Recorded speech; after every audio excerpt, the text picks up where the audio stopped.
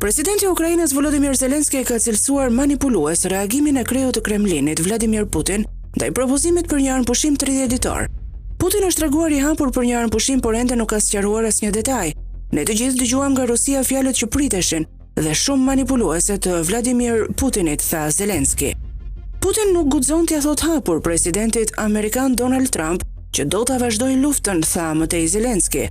E përse ata në Moskë një ide për armëpushimin e lidhjen me kushte të tilla, në mënyrë që të mos mund të arrihet asgjë, ose që sa më gjatë që të jetë mundur, të mos arrihet paqja.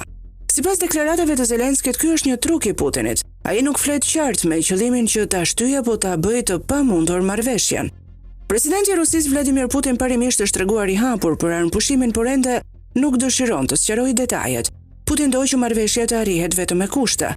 Në një konferencë për shtyp, ai dha miratimin e Moskës ndaj propozimit të SBA-s për armëpushimin në luftën e Ukrainës, por e kushtozoi atë dhe shprehu dyshime nëse mund të mbikëqyret një armëpushim i tillë. Ndonse Moska mbështet propozimin për ndërprerjen e luftimeve, të tilla armëpushime duhet të çojnë në një paqe të qëndrueshme dhe të trajtojnë shkaqet që kanë rënje thellë në këtë krizë, tha Putin. Lidhur me propozimin, përfaqësuesit e Rusisë dhe SBA-s do të vazhdojnë bisedimet. Në Ukrainë ka ndërkohë dyshime të mëdha ndaj gatishmërisë së Rusisë për paqe.